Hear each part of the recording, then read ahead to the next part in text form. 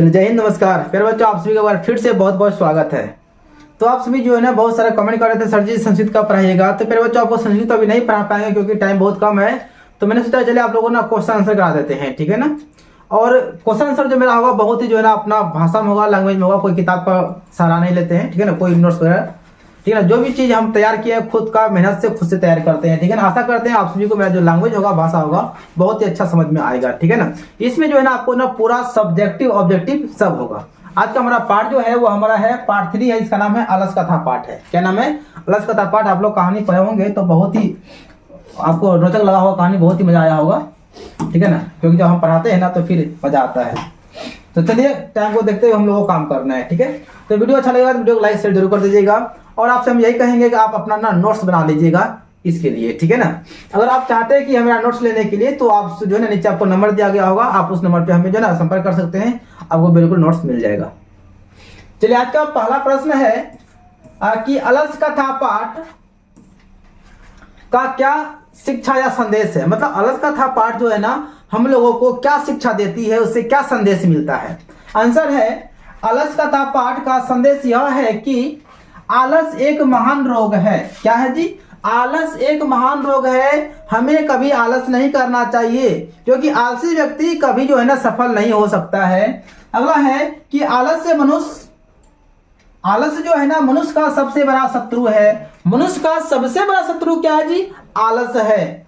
आलसी लोगों का कोई सहायता नहीं करता है। जो आलसी होता है उसका सहायता करने वाला कोई नहीं होता है, क्योंकि वह खुद किसी और का सहायता नहीं करता है तो इसका सहायता कौन करेगा। तो आलसी लोगों का ना कोई ना सहायता करेगा ना कोई देखने वाला होता है, बिल्कुल वो खत्म। आलसी लोग कभी विकास नहीं कर सकते हैं। जो लोग आलस्य करते हैं, जो आलस करते हैं वो कभी विकास नहीं कर पाते। वो कभी जो है ना जब टाइम पे उठवे नहीं करेगा, टाइम पे सोवे नहीं करेगा, है ना, हर चीज में आलस करेगा। चलो भाई कल करेंगे काम, कल नहीं परसों करेंगे, इस तरह से करते करते लोग ना अपना टाइम को क्या करते हैं, गंवा देते हैं और टाइम पे काम नहीं कर पाते हैं। तो इसलिए आलसी लोग कभी सफल नहीं हो सकते हैं। आलसी लोगों का विनाश निश्चय है। जो लोग आलस करते हैं, जो आलसी बनते हैं, उसका विनाश निश्चय है, वो विनाश होगा ही। आलसियों की गति दयावान व्यक्ति के द्वारा ही संभव है। तो आलसी व्यक्ति को कोई दयावान व्यक्ति ही देखरेख कर लेता है, उसका भला कर देता है तो हो जाता है। नहीं तो आलसी ऐसा आलसी होता है ना, आप इस कहानी में पढ़े होंगे कि 4 गो आलसी था, घर में आग लग गया, सब भाग गया, जितना धुरता आलसी था सब भाग गया, लेकिन 4 गो नहीं भागा, वो महान आलसी था। यदि जीवन में विकास करना है, जीवन में आगे बढ़ना है तो आलस को त्याग देना पड़ेगा, है ना। इस कहानी से क्या शिक्षा मिलती है कि आलस जो है मनुष्य का सबसे बड़ा शत्रु है, सबसे बड़ा दुश्मन है। जो नीतिकार लोग हैं वो आलस को सबसे बड़ा शत्रु मानते हैं। यदि जो लोग आलस करते हैं वे आलसी लोग जो है ना कभी विकास नहीं कर सकते हैं। यदि हमें जीवन में आगे बढ़ना है बच्चों, यदि जीवन में कुछ करना है तो क्या करना पड़ेगा? सबसे प्रथम काम क्या करना पड़ेगा? आलस को त्यागना पड़ेगा।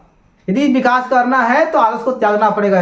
यदि आलस रहेगा तो उसका विनाश निश्चित है। जिस व्यक्ति में आलस रहेगा उसका विनाश हो जाएगा। अगला हमारा क्वेश्चन है अलस कथा पाठ का वर्णन करें अथवा अलस कथा पाठ में किसका वर्णन है। मतलब अलस कथा पाठ में किसके बारे में बताया गया है। तो आप लोगों को समझ में आ गया वो पहला क्वेश्चन सही कि अलस कथा पाठ में केवल आलसी के बारे में बताया गया है। मानव के गुणों और अवगुणों के बारे में बताया गया है कि हमें लाइफ में आगे बढ़ने के लिए क्या करना चाहिए, आलस करना चाहिए कि आलस नहीं करना चाहिए। तो आंसर है अलस कथा पाठ के रचनाकार विद्यापति जी हैं। यह मैथिली कवि है, मिथिला के लोकप्रिय कवि विद्यापति जी हैं। यह कथा पुरुष परीक्षा नामक ग्रंथ से लिया गया है। विद्यापति मिथिला के एक लोकप्रिय कवि हैं। इस कथा में मानव के गुणों एवं दोषों का वर्णन किया गया है। इसमें बताया गया है कि आलस्य मनुष्य का सबसे बड़ा शत्रु है। बच्चों हम इसको जब पढ़ते हैं ना इसका लैंग्वेज हमको बहुत पसंद आता है क्योंकि हम खुद से जो है ना इसको लिखे हैं, ठीक है ना, खुद से जो है टाइपिंग करवाए हैं। तो इसका देखिए आप एक लाइन पढ़िएगा आपको समझ में आ जाएगा। देखिए इस कथा में वीरेश्वर मंत्री आलसियों की परीक्षा लेते हैं। अलस कथा पाठ में इसमें आलसियों का सहायक कोई नहीं होता है। आलस्य एक महान रोग है। आग लगने पर 4 महान आलसी सोए ही रह जाते हैं और आपस में वार्तालाप करते हैं। अतः आलस्य कथा पाठ से यह संदेश मिलता है कि हमें कभी भी आलस्य नहीं करना चाहिए। इस कथा में यह बताया गया है कि हमें कभी भी आलस्य नहीं करना चाहिए। इस कथा में जो था एक वीरेश्वर नाम का मंत्री था, वो जो है ना काफी दयावान था। वो गरीबों को, अनाथों को, बेसहारा का सहारा बनता था। अनाथों को भोजन खिलाते थे, मनचाहा भोजन खिलाते थे, है ना। चलिए आगे बढ़े। अगला क्वेश्चन है कि अलस कथा पाठ के आधार पर लेखक के विचार स्पष्ट करें। लेखक इस कथा के आधार पर लेखक क्या कहना चाहता है, क्या कहना चाहते हैं लेखक कि मनुष्य के जीवन में क्या महत्व है, आलस करना चाहिए या आलस नहीं करना चाहिए।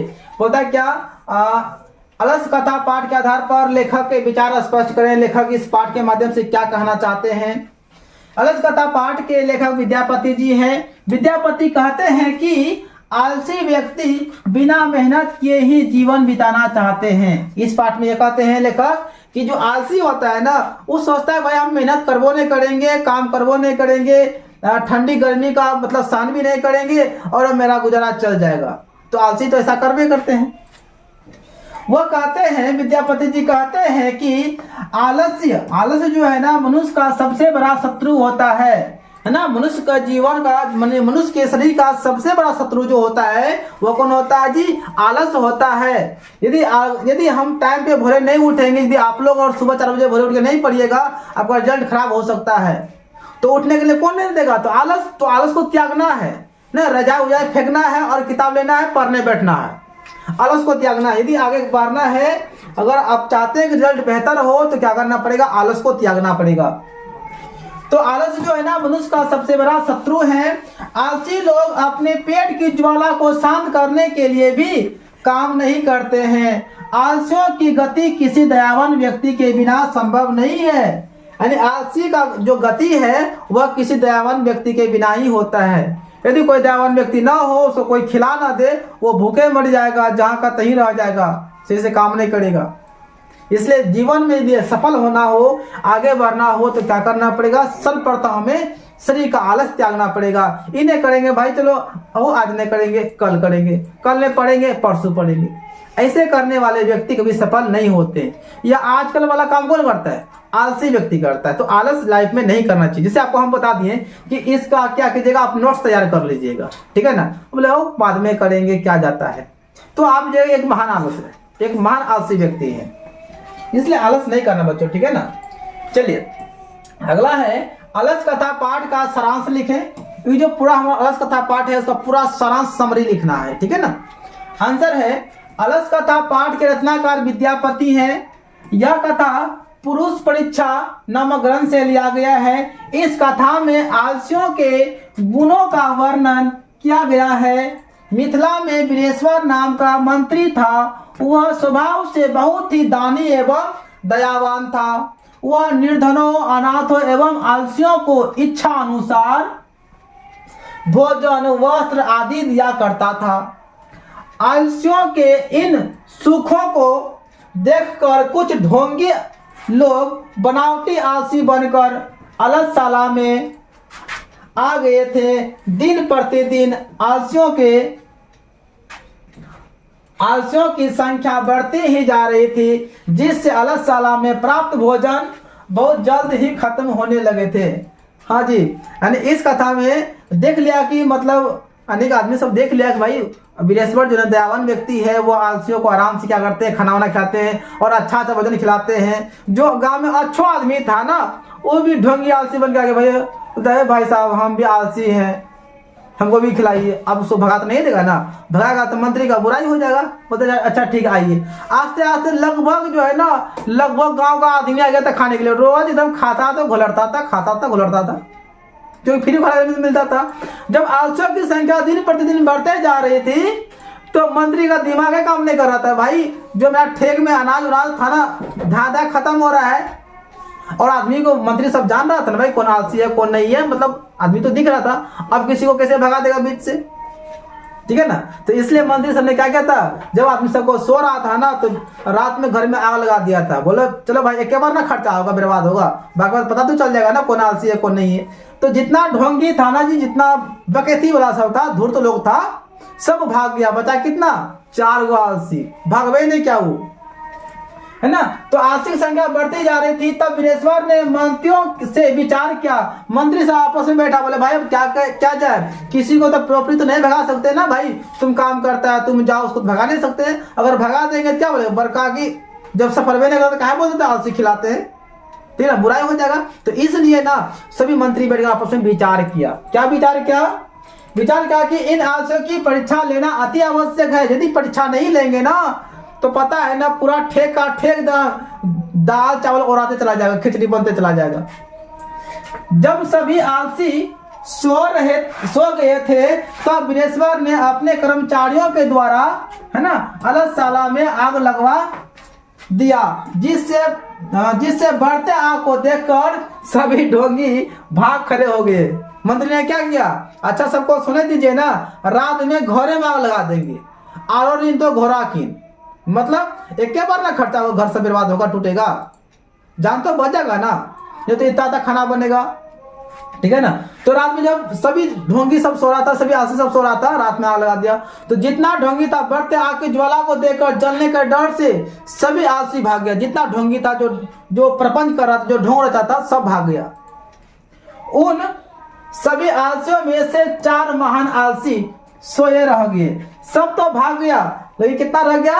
4 आलसी सोया ही रह गया, जो आपस में बातचीत कर रहे थे। उन चारों आलसियों को मंत्री ने केस पकड़कर बाहर किया। जब देख लिया अब पूरा आग फैल गया है, अब सब तो भाग गया, इस 4 को बचा जो कि नहीं भाग रहा है, तो मंत्री सब समझ गया कि यही 4 को असली आलसी है। तो अब बात बोलता है भाई निकलो निकलो, निकलवे नहीं करता। लास्ट में क्या कहा, मंत्री देख लिया अब जलिए जाएगा 4 आलसी, जब जलिए जाएगा तो झुटकी पकड़ा, केस पकड़ा, घिंच ले बाहर किया, चलो भाग, उसको बाहर किया। सोचिए आलस करना भी जो है अवार्ड मिल जाता है। 4 महान आलसी बच गया था, है ना। इस प्रकार 4 आलसी जलने से बच गए। यह मैं क्या था, पूरा पाठ का सारांश था। आशा करते हैं आप लोगों को हाँ जी और आगे है, बच गए। किसी ने सत्य ही कहा, कुछ एक नीति उपदेश है। किसी ने सत्य ही कहा है, जिस प्रकार पति के बिना स्त्री की गति संभव नहीं है, माता के बिना पुत्र की गति संभव नहीं है, ठीक उसी प्रकार दयावान व्यक्ति के बिना आलस्यों की गति संभव नहीं है। अतः मनुष्य को कभी आलस नहीं करना चाहिए भाई। यदि जीवन में सफल होना हो तो हमें आलस कभी नहीं करना चाहिए। चलिए अगला क्वेश्चन है कि अलस कथा में आग लगने पर क्या हुआ?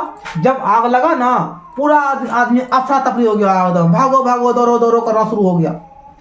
लेकिन भाई सब तो अफरा तफरी हो गया, सब एकदम भगदड़ मच गया, लेकिन 4 को कोई फर्क नहीं पड़ा। तो हल्ला उल्ला होने दो, सुने दो पहले। जब अलसशाला में आग लगाई गई, अलसशाला समझते हैं ना, अलसशाला का मतलब होता है आलसी का रहने का घर को अलसशाला कहते हैं। जब अलसशाला में आग लगाई गई तो सभी धूर्त आलसी पलायन हो गए। पलायन का मतलब हो गया भाग गया। 4 आलसी घर में ही सोए रह गए। वह परस्पर बातचीत कर रहे थे, यानी 4 आलसी चटाई ओढ़ के, इसका मुंह उसका मुंह, यानी एक मुंह इधर से इधर से मुंह, है ना, हमका मुंह खाली खुला हुआ। बोलते अरे भाई क्या हल्ला गुल्ला हो रहा है, क्या हो रहा है? एगो बोलता कि है लगता है घर में आग लग गया, गर्मी में हम लोग लग रहा है, लगता है घर में आग लगा होगा। दूसरा क्या बोलता है, अरे भाई कोई दयावान व्यक्ति नहीं है, राजा का महल है, राजा का कुटिया है, राजा ने बनाया, कोई दयावान व्यक्ति नहीं है यहाँ पर जो कि आग को बुझा दे। और चौथा जो था बड़ा खतरनाक था, बोलता है दे लियो अभी सोजोज में, चुपचाप सुतो। अरे भाई ने सोता है न सुने तो आगे लगा, भाई लगने दो, जो जलेगा जलेगा, उसको पता नहीं कि वही जलने वाला है। तो आलस का मतलब क्या हुआ? कुछ नहीं करता है, एकदम मुंह से इसने धोता होगा मेरे ख्याल से, है ना। 4 आपस में बात कर रहा था, है ना, बात क्या कर रहा था? किसी ने कहा अरे भाई कि हल्ला गुला क्यों हो रहा है? किसी ने क्या कहता है, हो लगे छो कि आग लगलो छो घर में, गर्मी उर्मी लागे छो, धाव लगता होगा, मतलब लगता है कि लगता है घर में आग लगी है। वे एक दूसरे को चुप रहने की सलाह दे रहे थे। कोई बोलता है आग लगा है, कोई बोलता है लग रहे थे, कोई दिक्कत नहीं, चुपचाप सुतो ना, ठंडा लग रहा है हमको। ऐसा आलसी था, है ना। चलिए अगला है कि 4 आलसियों के वार्तालाप को अपने शब्दों में लिखें। यानी कि 4 आलसी जो था आपस में बकबक जो कर रहा था, जो गप कर रहा था, वार्तालाप जो कर रहा था, बातचीत कि भाई आग था, कैसे कैसे क्या हुआ है, उनके बारे में लिखना है कि 4 आलसी आपस में क्या क्या बात कर रहा था। आंसर है अलस कथा में आग लगने के कारण, अलस कथा में अलस साला हो जाएगा, ठीक है ना, अलस साला। अलस साला में आग लगने के कारण काफी शोर शराबा मच गया। जब आग लगा तो एकदम पूरा एकदम तहलका मच गया, भागो भागो, एकदम आग लग गया, एकदम पूरा एकदम सबको मारे बाप रे चिल्ला रहा था, है ना, लेकिन चारों जो कोई फर्क नहीं पड़ा। लोगों में भगदड़ मच गई, लेकिन 4 आलसी सोए रह गए। आश्चर्य वाली बात है, पूरा घर में आग लग गया था अलस साला में, पूरा आदमी एकदम हल्ला गुल्ला कर रहा था, मारे बाप रे चिल्ला रहा था, एकदम पूरा भगदड़ मच गया था, कोई किसी को बचा नहीं रहा था। लेकिन ये चारों को फर्के नहीं पड़ा था, लगा था कोई दिक्कत नहीं, सुतबे ना। और आपस में वार्तालाप कर रहे थे, मतलब बातचीत कर रहे थे। एक आलसी ने कहा, पहला क्या कहता, अरे भाई ये कैसे शोरगुल है, अरे भाई हल्ला गुल्ला क्या हो रहा है, हल्ला गुल्ला क्या हो रहा है, देखता चिल्ला रहा है, मारे बाप ने कर रहा है, क्या हुआ है। तो दूसरे ने कहा, दूसरे थोड़ा आग का धाव लगा शरीर में, थोड़ा गर्मी महसूस हुआ। दूसरे ने क्या कहता है, शायद घर में आग लगी है। क्या होता है, शायद आग लगी, मतलब मुंडी उठाते हुए ने क्या है, बोलते शायद घर में आग लगी है। और तीसरे ने क्या कहता है, तो आग लगी है। तीसरे ने क्या कहता है, कोई धार्मिक व्यक्ति नहीं है। अरे सुनते हैं ये राजा का बासा है, राजा ने सबको खिलाता है, राजा के ढेर दयावान व्यक्ति होगा, ढेर दयालु सा व्यक्ति होगा, कोई नहीं है जो आग को बुझा दे। बोलते जो इस आग को बुझा दे कोई दयावान व्यक्ति नहीं है। तब पहला ने क्या कहा कि हल्ला गुल्ला कहाँ हो रहा है। दूसरा ने क्या कहा, लगता है घर में आग लगी है। तीसरा ने क्या कहा, कोई दयावान व्यक्ति नहीं है, कोई महान व्यक्ति नहीं है राजा के दरबार में जो आके आग को बुझा दे। और तीनों की बात सुन रहा था चौथा क्या कहता है, सुनिएगा। चौथे आलसी ने कहा, अरे वचाल, रे बकैती, तू सब खूब बोलता है। वचाल का मतलब होता है बहुत बोलने वाला। अरे वचाल कितना बोलते हो, चुपचाप क्या क्यों चुपचाप क्या सो नहीं सकते हो। बोलते अरे भाई तुम लोग क्या तौबा कर रहा है, को बोलता आग लगा, ये करो वो करो, लगने दो ना, क्या दिक्कत होता है, हम लोग को दिक्कत नहीं, हम सो रहे हैं ना, लगने दो, आपको दिक्कत नहीं, जो जलेगा जलेगा, हम लोग को सोने दो भाई, तो उतना हल्ला गुल्ला मत करो, चुपचाप शांति सोने दो, हमको टेंशन हो रहा है। कौन बोला, चौथा ने कहा। तो सबसे खतरनाक आलसी कौन था बताइए, तो चौथा था ना। पहला थोड़ा बोला कि भाई मतलब हल्ला गुल्ला क्या हो रहा है, दूसरा ने कहा कि आग लगा, तीसरा ने बोला कोई आग को बुझा दे, चौथा ने बोलना ही नहीं चाहता। चौथा ने क्या कहा, अरे भाई तुम लोग क्यों बकैती कर रहा है, क्यों बातचीत कर रहा है, भाई चुपचाप सो नहीं सकता है, जो जलता है जलने दो। सोचिए ऐसा था, तो चुपचाप सो जाओ।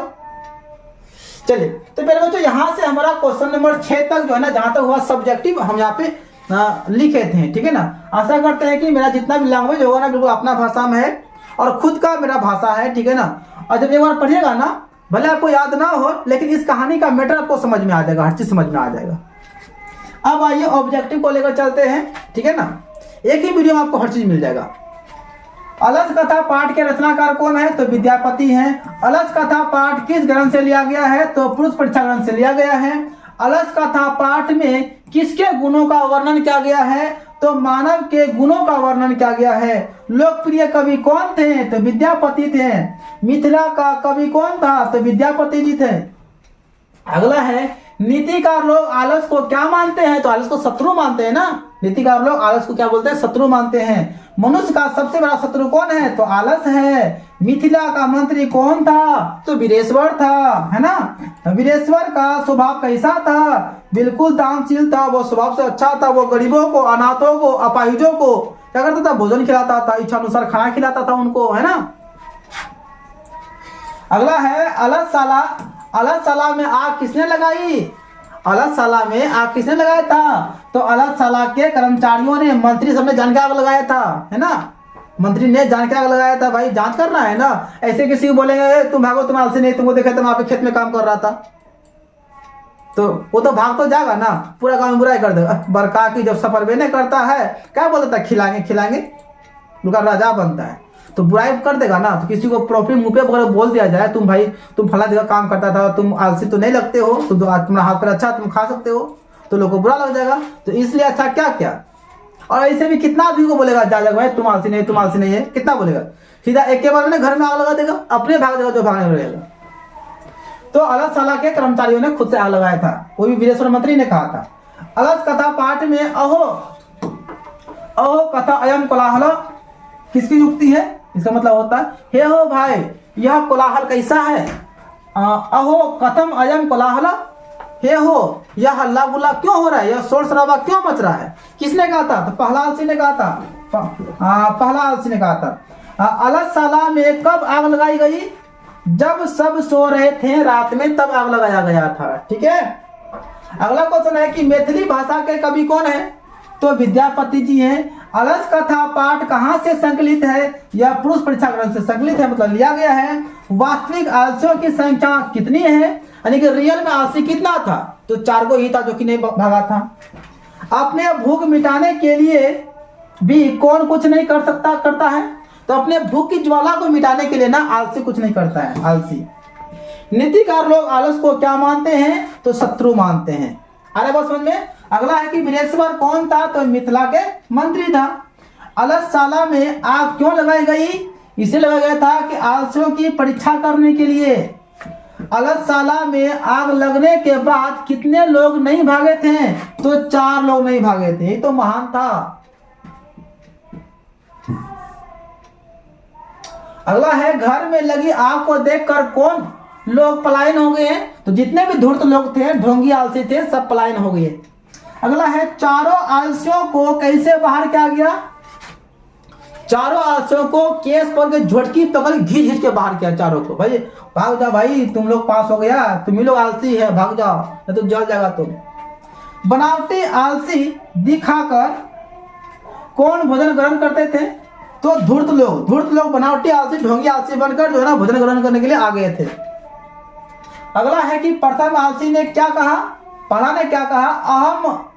अहो कथम अयम कोलाहल, हे हो यह हल्ला गुल्ला शोर शराबा क्यों मच रहा है? अरे भाई यह शोर शराबा क्यों मच रहा है? किसने कहा था? तो प्रथम आलसी ने कहा था। दूसरे आलसी ने क्या कहा? दूसरे ने कहा था कि लगता है घर में आग लगी है। और तीसरे आलसी ने क्या कहा? तीसरा ने कहा था कोई धार्मिक पुरुष नहीं है जो इस आग को बुझा सके। 27 नंबर है कि स्त्री की गति किसके बिना संभव नहीं है? तो पति के बिना स्त्री गति संभव नहीं होती है। बालकों की गति किसके बिना संभव नहीं है? तो माता के बिना। और आलसियों की गति किसके बिना संभव नहीं है? तो दयावान व्यक्ति के बिना। चलिए, आई होप आशा करते हैं आप लोग को आज का क्लास अच्छा लगा होगा। तो आप सभी इसको नोट कर लीजिएगा अच्छी तरह से।